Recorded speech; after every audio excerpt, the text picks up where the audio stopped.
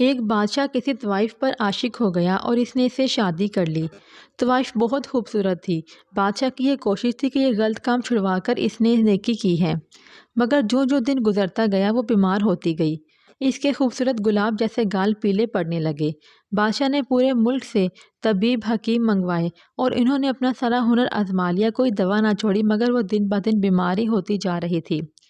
بادشاہ کو سمجھ نہیں آ رہا تھا کہ دنیا کی ہر نعمت اس کے پاس میسر ہے، مگر یہ بیمار ہوتی جا رہی ہے۔ یہ بات پورے ملک میں پھیل گئی۔ رعایا چونکہ اپنے بادشاہ سے بہت محبت کرتے تھے، اسی وجہ سے ان کو اپنی ملکہ جان سے پیاری تھی۔ سب لوگ دل سے اس کی عزت کرتے تھے، مگر ملکہ تھی کہ سوکھ کر کانٹا ہوئی جا رہی تھی۔ آخر اسی ملک میں ایک لوہار کا بیٹا بادشاہ کے پاس آیا اور کہا کہ اگر آپ اجازت دیں تو میں ملکہ کا علاج کر سکتا ہوں، مگر میں جو پوچھوں آپ کو وہ سچ بتانا ہوگا۔ بادشاہ نے کہا ہاں پوچھو، کچھ بھی پوچھو، مگر ملکہ تندرست ہونی چاہیے۔ لوہار نے کہا آپ ایسا کریں کہ یہ بتائیں کہ آپ ملکہ کو کہاں سے لے کر آئے ہیں؟ یہ کون ہے؟ کس کی بیٹی ہے؟ کیا کوئی شہزادی ہے؟ بادشاہ نے کہا نہیں، یہ ایک طوائف تھی، اس کی خوبصورتی پر میں مر مٹا تھا۔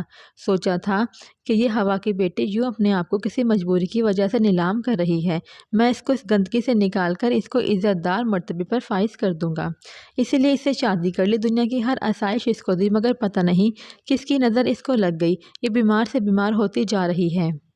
لوہار کے بیٹے نے کہا اگر جان کی امان ہو تو ایک علاج ہے میرے پاس۔ بادشاہ نے کہا کچھ بھی کرو مگر اس کی جان بچا لو۔ تو لوہار نے کہا کہ اسے دوبارہ اسی بازار میں چھوڑ آئیں جہاں سے یہ آئی تھی۔ بادشاہ پہلے تو نہ مانا، مگر اس کی زندگی کی خاطر اس کو وہاں پر بھیج دیا۔ ایک مہینہ بڑی مشکل سے گزرا۔ بادشاہ وہاں گیا تو دیکھ کر حیران ہو گیا کہ ملکہ نہ صرف تندرست ہو چکی تھی بلکہ اس کے تمام شباب پہلے کی طرح واپس آ چکا تھا۔ وہیں لوہار اس کے اوپر پھینکے جانے والے پیسے چن رہا تھا۔ بادشاہ کو دیکھا تو پاس آیا اور عرض کی حضور، جس کو در در پر جا کر شہر شہر جا کر روٹی کھانے کی عادت ہو، وہ ایک جگہ قید ہو کر بیمار نہیں ہوگی تو کیا ہوگا؟ بادشاہ ساری بات سمجھ چکا تھا اور وہیں اس کو طلاق دے کر واپس اپنے گھر چلا گیا۔